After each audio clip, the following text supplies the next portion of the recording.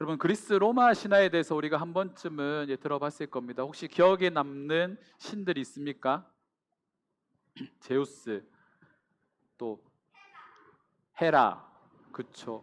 포세이돈, 헤르메스, 뭐 아테나, 네, 제우스, 아까 제우스 나왔고, 네, 아프로디테, 뭐 미의 여신 아프로디테 등 다양한 신들이 존재합니다.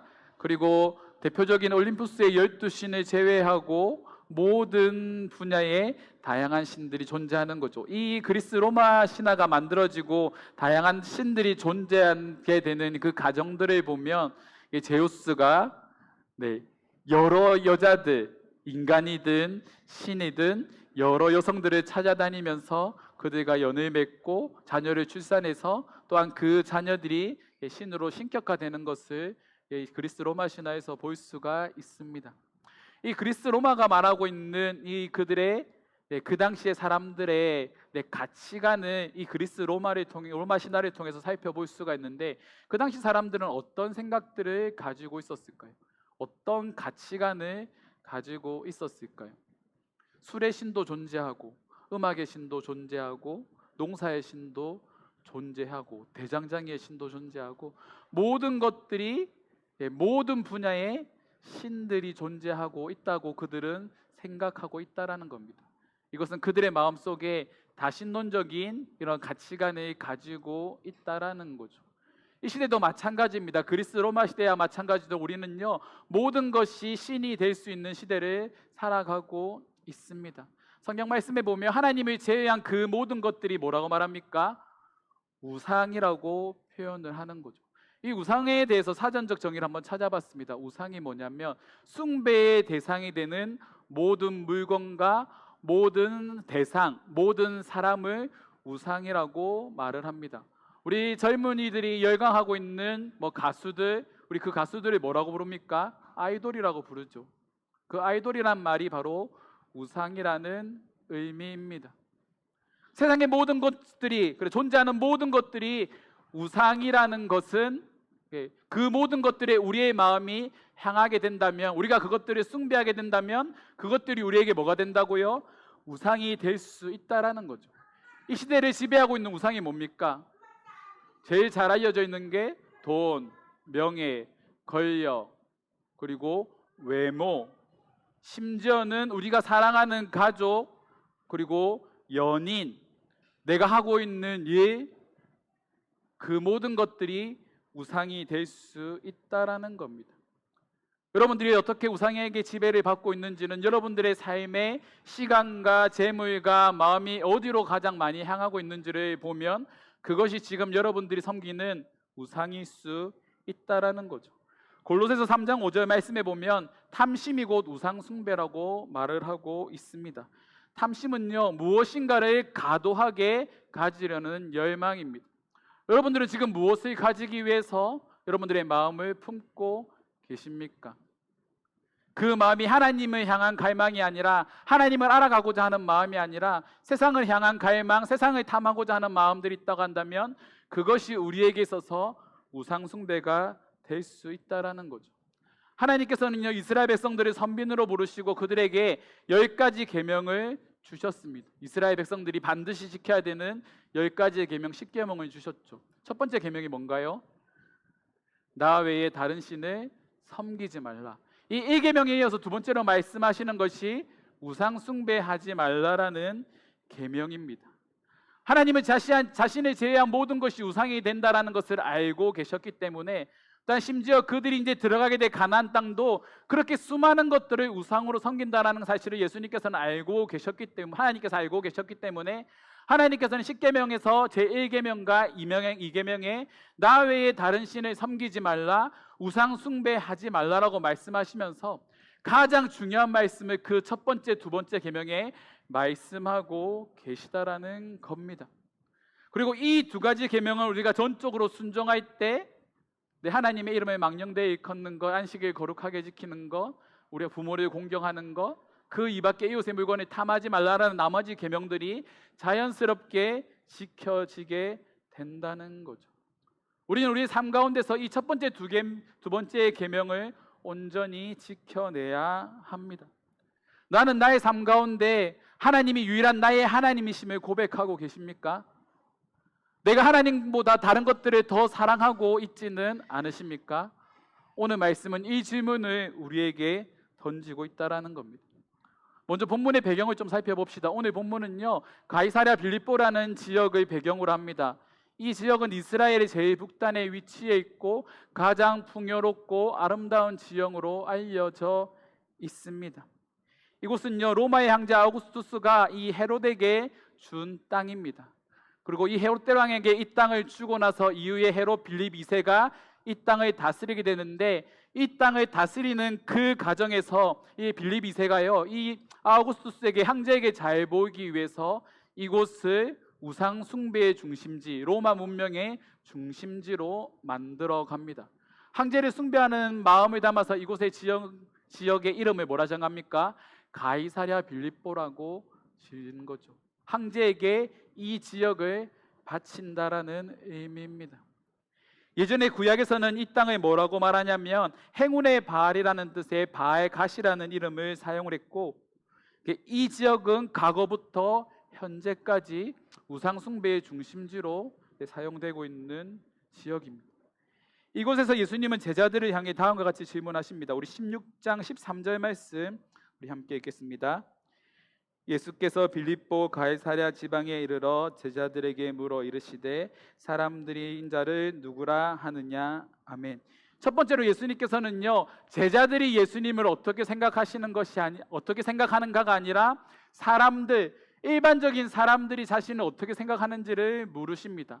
이때 사용한 표현이 뭡니까? 인자라는 표현이죠. 이 인자라는 단어는요, 성경에서 두 가지의 의미로 사용됩니다. 첫 번째로는 보편적인 사람들, 일반적인 사람들을 가리키는 단어로 사용되어지고, 다니엘서에서는 이 인자라는 단어를 하나님의 아들, 즉 메시아를 가리키는 단어로 사용합니다. 오늘 본문의 내용들을 이렇게 살펴봤을 때 예수님께서 사람들에 대한 평가에 대해서 물으실 때 사용하신 이 인자의 단어는 보편적인 사람으로서의 예수님에 대한 평가를 물으십니다. 사람들이 예수님에 대해서 뭐라 평가합니까? 오늘 말씀해 보니까 뭐라고 말하고 있죠? 세례 요한, 그리고 엘리야, 그리고 예레미야, 아니면 선지자 중에 하나라고 표현을 하고 있습니다. 이 말이 뭘까요? 엘리야도 사람이고 예레미야도 사람이고 그리고 세례 요한도 사람이고 선지자 중에 한 사람이라고 여기는 것은 예수님도 그들과 별반 다르지 않은 똑같은 사람이라는 의미입니다. 지금의 표현으로 빌리자면 조금 특별한 사람, 조금 더 능력이 있는 사람 정도로 여기고 있다라는 거죠. 만약에 구약 당시의 사람들이 선지자를 하나님께서 보내신 사람이라고 정말로 받아들였다면 그들은 이 선지자의 말씀에 반응하고 전적으로 하나님께 회개하는 역사가 일어났을 겁니다. 하지만 그들은 어떻게 합니까? 그 말을 한 귀로 듣고 한 귀로 흘려버리고 여전히 그들이 쫓아 살아가고 있는 가나안 땅의 우상들을 섬기는 삶을 그들은 살아가고 있었다라는 거죠. 그리고 그것이 이스라엘이 멸망하게 되는 계기가 되었다라는 겁니다. 이 시대 수많은 사람들은요, 예수님을 그저 그런 사람 중에 한 사람으로 여기고 있습니다. 4대 성인 중에 하나, 가난한 사람들에게 도움을 줬던 사람, 사실인지 거짓인지는 모르겠지만 병든 자들을 고치고 귀신 든 사람들의 귀신을 쫓아내는 역사를 일으켰던 사람, 그렇게 세상 사람들은 생각하고 있다라는 거죠. 하지만 그들의 믿음은 우리가 고백해야 되는 두 번째 인자, 하나님의 아들로 오시는 메시아이신 예수 그리스도로 예수님을 생각하고 있지 않다라는 겁니다.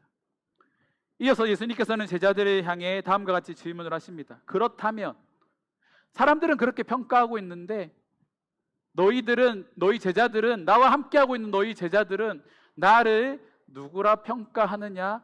예수님께서 질문을 하십니다. 그리고 이 말씀은 동일하게 저와 여러분들에게 묻고 있는 거죠.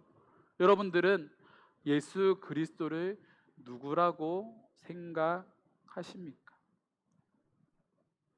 우리가 예수님을 대하는 그 태도에 따라서 우리는 예수님을 사람들이 평가하는 인자로 대할 수도 있고, 우리가 정말로 우리의 믿음을 고백한다라고 말하는 구원자의 신 하나님의 아들 예수 그리스도로 대할 수 있다라는 겁니다. 만약에 그 예수 그리스도가 잠든 우리의 메시아가 된다고 한다면 우리가 가장 바라보아야 되고 가장 신뢰해야 되는 대상이 누굽니까? 바로 그 예수 그리스도가 되어야 한다라는 거죠. 사람과 사람이 만나 하나의 인연이 되기 위해서는 많은 시간들이 필요합니다. 내가 관심이 있고 배우고 싶은 스승처럼 모시고 싶은 사람에게 내가 다가가서 그 사람과 인연을 맺기 위해서는 어떻게 해야 됩니까? 많은 시간들을 투자해야 되죠. 진심을 표현해야 됩니다. 나는 당신께 많은 것들을 배우고 싶습니다. 당신의 가르침을 받고 싶습니다라고 그렇게 계속적으로 프로포즈를 해야 되는 거죠. 유비가 제갈량의 마음을 얻기 위해서 3번이나 찾아가서 무릎을 꿇고 심지어 눈물까지 흘리며 그에게 다가갔던 것처럼 그렇게 해서라도 사람의 마음을 얻는 것이 정말 내가 관심이 있는 뭔가 배우고 싶어하는 사람들의 마음가짐이라는 겁니다.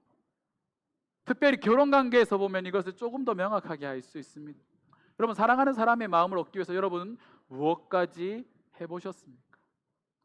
내 옆에 있는 지금 그 사람, 그리고 앞으로 만나게 될 소중한 사람, 언제가 될지는 모르겠지만 그 사람과 인연을 맺기 위해서, 좋은 관계, 사랑이라는 결실을 맺기 위해서 여러분들 어떻게 하시겠습니까?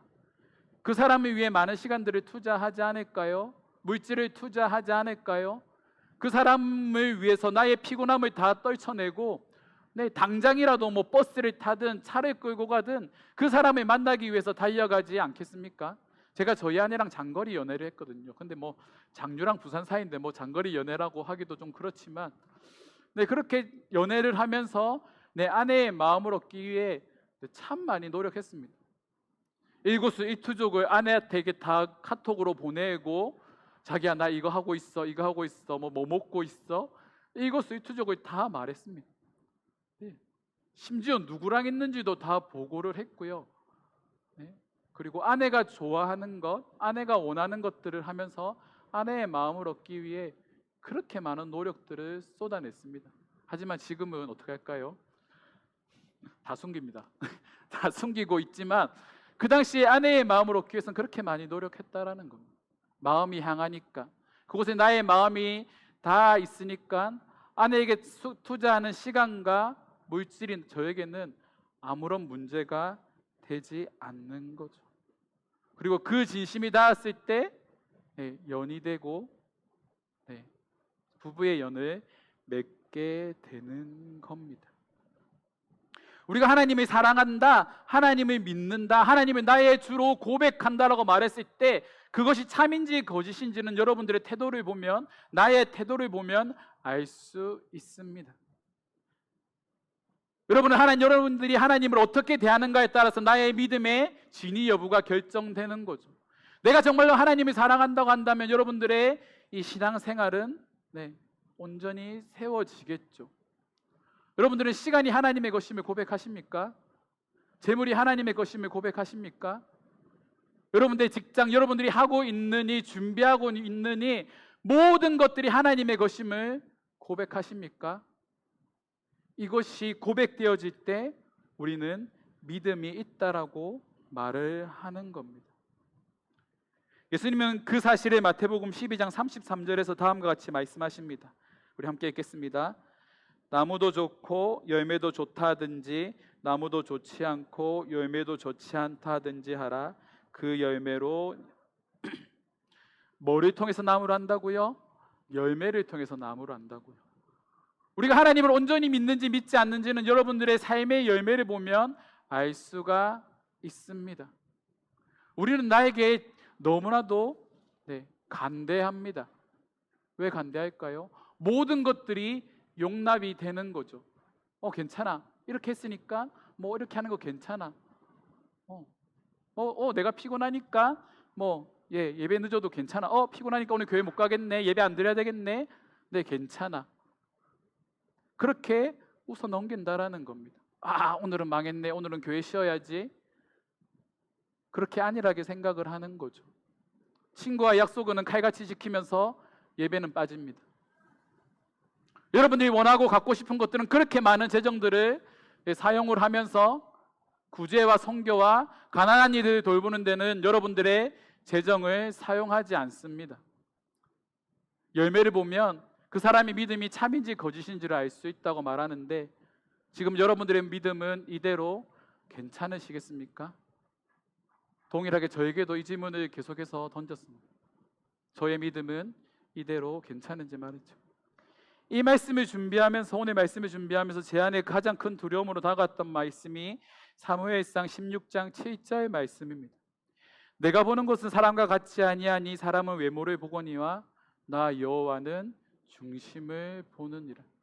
사람은 겉만 봅니다. 겉으로 드러난 사람 모습으로 사람을 평가하지만 하나님은요, 여러분들의 마음을 보신답니다. 나의 마음을 보고 계시답니다. 이 말이 뭡니까? 하나님은 여러분들의 모든 것들을 꿰뚫어 보신다라는 거죠. 여러분들이 무슨 생각을 하고 있는지, 어떤 마음으로 자신을 섬기고 있는지 하나님은 그 모든 것들을 꿰뚫어 보고 계시다라는 겁니다. 그 말씀이 여러분들 두렵지 않으십니까? 하나님이 나의 마음을 꿰뚫어 보고 계신다고 한다면 나의 믿음이 이대로는 여러분들 정말로 괜찮으시겠습니까? 그 질문 앞에 우리가 마주하게 된다라는 거죠. 예수님이 제자들을 향해 물으십니다. 너희가 섬기고 있는 그 수많은 우상이 중심이 되는 그곳에서 예수님이 제자들을 향해 질문하시는 거죠. 너희는 나를 누구라 하느냐? 우리가 고백해야 되는 그 예수 그리스도, 우리가 믿는다고 말하는 그 예수 그리스도가 세상 사람들이 섬기는 그 수많은 우상들과 별반 다르지 않다면 그 예수 그리스도가 여전히 나의 삶의 주인이 아니다는 것을 여러분들 인정하는 것이 중요합니다. 이 질문 앞에 우리는 마주서게 되는 거죠. 코로나로 인해서 이제 코로나가 3년 차지 않습니까? 네, 우리들의 믿음이요, 여과 없이 그대로 드러나기 시작을 했습니다. 우리가 하나님에 대하는 태도, 예배를 대하는 태도, 또한 우리가 다른 사람들을 대하는 태도, 그 모든 것들이 적나라하게 드러나기 시작을 했습니다. 깨끗해 보이는 해변에 물이 다 빠지고 났을 때 그 해변에 남아있는 그 쓰레기들, 부패물들이 그대로 우리 삶 가운데, 우리의 신앙 가운데 나타나기 시작했습니다. 우리가 해야 될 것은 그것들을 걷어내는 작업들을 해야 되는 거죠. 나의 삶의 우상이 되는 것들, 나의 마음이 지금 향하고 있는 것들, 그것들을 털어내는 것이 중요합니다. 제가 연애를 하면서 항상 마음속에 다짐했던 것들이 있습니다. 하나님, 내가 이 사람보다, 이 사람을 하나님보다 더 사랑한다면 하나님, 이 사람을 나에게서 멀리해 주십시오라는 그런 기도를 연애를 할 때마다 드렸습니다. 근데 정말로 하나님을 향한 마음보다 연인을 향한 마음, 세상을 향한 마음들이 더 강할 때마다 하나님은 그 모든 것들을 다 무너뜨리셨습니다. 그리고 다시 마음을 새롭게 하시는 거죠. 예수님의 질문 앞에 여러분들은 다음과 같은 고백을 할 수 있으십니까? 16절입니다. 우리 함께 읽겠습니다. 주는 그리스도시요 살아계신 하나님의 아들이십니다. 이 말이 뭡니까? 주라는 말, 주인이라는 말입니다. 우리가 그리스도를 주로 고백한다라는 건 내가 주님의 종입니다라고 시인하는 겁니다. 종은 주인의 말을 따르는 겁니다. 종은 자신의 생각, 자신의 의견, 이런 것들은 중요하지 않습니다. 종은 철저하게 주인의 말을 따르는 사람입니다. 여러분, 회사에서 직장 생활할 때 상사의 말을 따르지 않습니까? 왜 따르는가요? 그것이 지켜야 될 그 회사의 규칙이기 때문입니다. 상사가 맡기는 일을 왜 해야 됩니까? 그것이 내가 해야 되는 일이기 때문이죠. 우리가 그것을 수행하지 않는다면 대답은 정해져 있습니다. 회사를 그만둘 수밖에 없습니다. 종은 주인의 말을 따라야 합니다. 또 하나님은 어떤 분이십니까? 살아계신 하나님이라는 겁니다.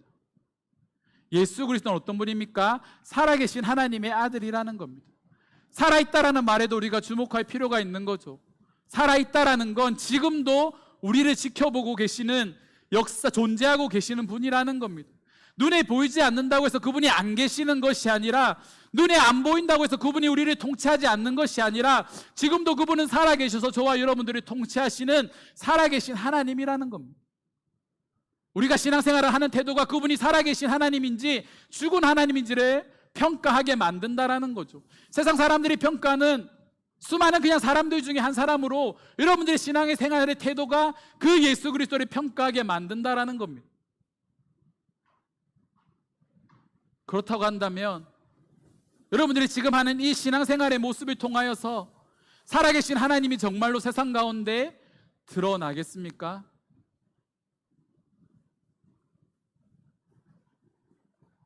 곰곰이 한번 생각해 봐야 할 문제입니다. 오늘 말씀을 준비하면서 참 많이 고민하고 생각하고 참 많이 묵상을 했습니다. 제일 먼저 이 말씀이 저의 마음을 때리기 시작했고, 또한 이 말씀이 여러분들의 마음에 큰 울림이 되기를 바랍니다. 여러분들에게 있어서 하나님은 여전히 실존하시는 하나님, 살아계신 하나님이심을 고백하십니까? 나의 믿음이 계시록에 나오는 라오디게아 교회처럼 그저 미지근한 믿음, 그저 물 흐르듯이 그냥 스쳐 지나가듯 하나의 종교적인 형식만 남은 그런 예배의 모습이 아닙니까? 라오디게아 교회가 가지고 있는 최고의 문제는 그들이 가지고 있었던 물질적인 부유함입니다. 그 물질적인 부유함 때문에 그들은 하나님을 더 이상 의지하지 않았고 자신이 모든 문제들을 해결할 수 있다라고 말을 하고 있는 거죠. 그들의 신앙은 더 이상 하나님을 의존하지 않는 신앙, 기도하지 않는 신앙, 다른 사람들을 구제와 섬김을 하지 않는 그런 신앙, 그런 신앙으로 자리 잡히게 되었다라는 겁니다. 그런 교회를 향해서 예수님께서는 미지근한 교회, 그리고 내가 너희를 토하여 버리겠다라고 말씀하시며 회개를 촉구하고 계십니다. 회개는요, 세상을 향하던 나의 마음, 수많은 우상들에게 향하는 나의 마음이 전적으로 하나님께 향하는 것입니다. 그런 하나님께 우리의 마음이 향할 때 그제서야 하나님의 능력이 나의 삶 가운데 나타나기 시작합니다. 여러분들의 기도가 응답되지 않죠. 여러분들의 문제들이 해결되지 않죠. 그 이면의 문제들을 한번 살펴보십시오. 왜 해결되지 않습니까? 여러분, 진심으로 하나님을 의지하셨나요? 진심으로 하나님 앞에 기도했습니까? 진심으로 하나님 앞에 여러분들 말씀을 읽으며 하나님의 해답을 구하셨습니까? 아마 그렇지 않았을 겁니다. 왜 문제들이 해결되지 않을까요? 우리가 하나님께서 역사하실 수 있는 그 자리를 우리가 비워두지 않기 때문입니다. 나의 것으로 가득 찬, 나의 우상들로 가득 찬 그 자리를 비워내지 않고, 하나님께서 일하실 수 있는 그 자리를 비워내지 않고, 나의 생각, 나의 방법대로, 내가 하고 싶은 방법대로 그렇게 신앙생활을 하다 보니까 하나님의 역사가, 하나님의 능력이 나의 삶 가운데 일어나지 않는 거죠. 하지만 그런 삶을 살아가는 자들에게 하나님께서는 어떻게 역사하시는지 18절 19절에서 말을 하고 있습니다.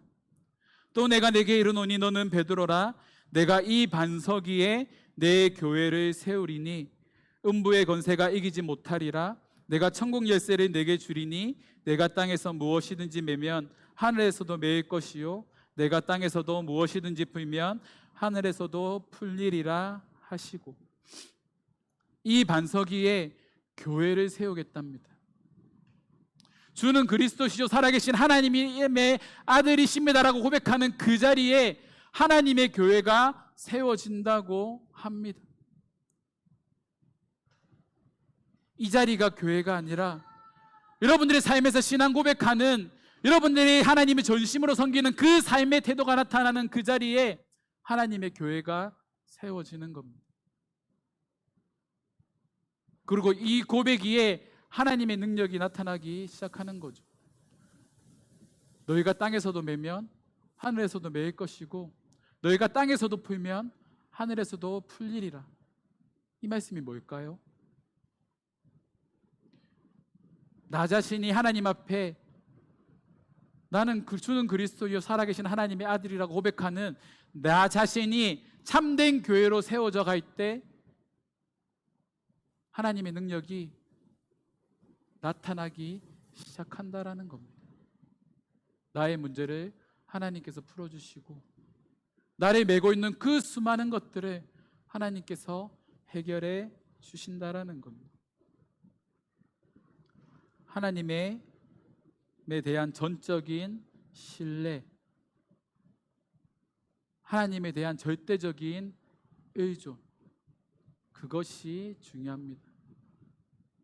심리학에서 말하고 있는 좋은 인상을 가지는 두 가지의 법칙이 있습니다. 첫 번째 법칙이 뭐냐면 첫인상의 법칙입니다. 첫인상에서 좋은 이미지를 보여주지 못하면 그 사람의 이미지는 끝까지 안 좋은 이미지로 가는 거죠.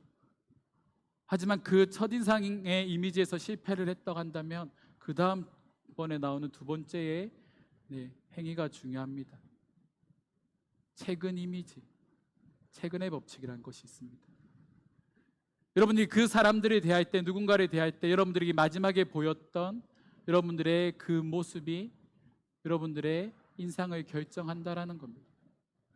우리가 하나님에 대한 첫 마음을 잃어버렸다고 한다면 우리는요, 지금 이 시간 현재 우리의 마음이 온전히 하나님께 향할 수 있도록 나 자신을 되돌아봐야 합니다. 지금까지 나의 신앙이 무너졌다고 한다면 지금 이 시간 최근 여러분들의 신앙이 다시 한 번 더 하나님 앞에 바로 세워질 수 있도록 지금부터 여러분들 온전히 신앙생활을 해야 합니다. 팀켈러 목사는 내가 만든 신에서 다음과 같이 말합니다. 무엇이든지 우리를 지배하는 것이 우리의 주인이다. 권력을 구하는 사람은 권력에 지배당하고 사람에게 받아들여지기를 원하는 사람은 사람을 좋아하는 사람에게 지배당한다. 우리는 스스로 지배하는 게 아니라 자기 삶의 주인에게 지배당한다. 여러분들의 마음이 향해 있는 그것이 지금 여러분들의 삶을 지배하고 있다고 합니다. 그것으로부터 돌아서는 것이 중요합니다. 우리는 다음 주부터 7월, 8월 두 가지의 주제를 가지고 말씀을 살펴볼 겁니다. 7월 달에 함께 나눌 주제는 온전한이란 주제로 말씀을 나눌 겁니다. 온전한 주일 성소, 온전한 기도 생활, 온전한 헌금 생활, 온전한 성도의 교제, 온전한 사회 생활. 7월 달에는 이 5가지의 주제로 우리가 말씀을 나누고 8월 달에는 믿음의 결단이라는 주제로 말씀을 나눌 겁니다. 한 가지 당부드리고 싶은 건 여러분들 7월과 8월은 될 수 있으면 주일에 예배에 집중할 수 있도록 약속을 잡지 마시기 바랍니다. 그리고 이 8주라는 시간 동안 우리가 정말 하나님께 한번 올인해보는 시간을 가졌으면 합니다. 오전에는 하나님의 말씀으로 우리가 도전받고 오후에는 함께 모여서 함께 나눴던 말씀과 우리가 나아가야 할 방향을 위해서 우리가 함께 기도했으면 좋겠습니다. 여러분들의 믿음과 또 우리 교회가 계속적으로 나아가야 할 방향, 이 두 가지를 놓고 우리는 지금 기도해야 할 때입니다. 기억하십시오. 여러분, 이 교회는요 저만의 교회가 아닙니다. 우리가 함께 세워가야 할 교회입니다. 여러분들이 자녀들이 신앙생활을 할 교회고, 그리고 여러분들의 자녀의 자녀 세대가 신앙생활을 할 그런 교회입니다. 지금 이 교회를 우리가 바로 세워가지 않는다면, 이 교회를 세워가는 일에 우리가 최선을 다하지 않는다면 이 교회는 언젠가 문을 닫게 되겠죠. 교회로서의 역할을, 사명을 감당하지 못하게 될 것입니다. 그렇게 되지 않기 위해서 지금 저와 여러분들은 절벽 끝에 놓여 있는 상황입니다. 이것을 여러분들이 잘 기억하셨으면 좋겠습니다. 우리는 그 한계를 넘기 위해서 지금 발버둥 치고 있는 겁니다. 제가 여러분들에게 헌신을 요구하고 간식을 사달라고 말하고 그 모든 것들이 왜 그런 것들을 요구할까요? 지금 우리 교회에 그리고 앞으로 여러분들의 신앙생활에 지금 이 시간이 정말 중요한 시간이기 때문입니다. 과거에 어떻게 했다 그건 저희에게 중요하지 않습니다. 지금 앞으로 어떻게 할 것인가가 중요한 문제인 거죠. 이 질문 앞에, 이 문제 앞에 저와 여러분들이 어떻게 서야 하는지를 곰곰이 생각해 보시기 바랍니다. 저는 앞으로 다가올 7월, 8월 이 2달 동안 우리 이음교회가 다시 한 번 더 믿음으로 회복하는 시간들을 가지기를 원합니다. 무너진 성전을 재건하고 또한 그 성전이 재건되는 과정에서 수많은 적들의 공격에도 우리가 한 손에는 칼을 들고 한 손에는 내 성전을 재건하는 일에 힘쓰며 나아가는 이음교회 성도들이 되기를 주님의 이름으로 축원합니다. 말씀을 정리합니다. 우리는 더 이상 물러설 수 없는 절벽에 나의 믿음이 놓여 있습니다. 어처럼 앞으로 다가올 그 시간들이 우리에게 주어진 마지막 믿음의 회복의 기간인지도 모르겠습니다. 여러분들, 내일이 나에게 항상 보장될 거라 여러분들 그렇게 당연하듯이 여기지 마십시오. 오늘 내일 하면 되지, 다음에 하면 되지, 그렇게 안일하게 생각하고 있다가 정말 여러분들이 내일 하나님 앞에 부름을 받는다면 여러분 하나님 앞에 온전히 서 계실 자신이 있으십니까? 나의 입술로는 내가 구원받았다라고 말을 하는데 여러분들의 구원이 거짓이었다면, 나의 믿음이 거짓이라는 것이 하나님 앞에 낱낱이 드러났다면 여러분들 지금 이 시간 내일 당장 내가 죽어도 하나님 앞에 당당히 서 계실 자신이 있으십니까?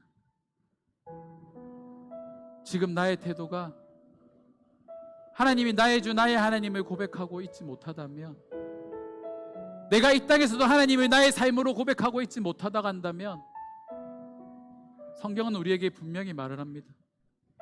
너희가 세상에서 나를 시인하면 나도 너를 시인할 것이다, 부인할 것이다, 그렇게 말씀하고 계시는 거죠. 그 말씀이 지금 저와 여러분 앞에 놓여 있습니다.